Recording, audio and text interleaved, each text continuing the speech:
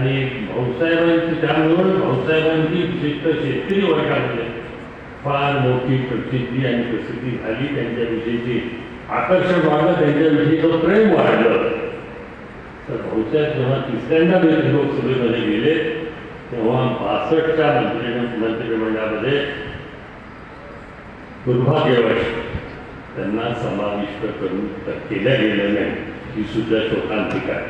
आणि म्हणून बरीचशी मंडळी म्हणत असते की आपण जर काम केलं तर आपल्यावर लोकांचा डोळा बसतो आणि त्या माध्यमातून आपल्याला आपलं नुकसान होऊ शकतं. याचा विचार भाऊसाहेबांनी कधी केला नाही. आणि त्यामुळं काम करणाऱ्या उत्सुक माणसांनी याचा विचार आपण लोकांच्या समोर किती जातो आणि लोक कुठल्या दृष्टीने बघतात याचा विचार न करता समाजासाठी चांगलं काम करण्यासाठी सदैव तत्पर राहावं आणि ते करत राहावं एवढी सर्वांना विनंती करतो. आजच्या या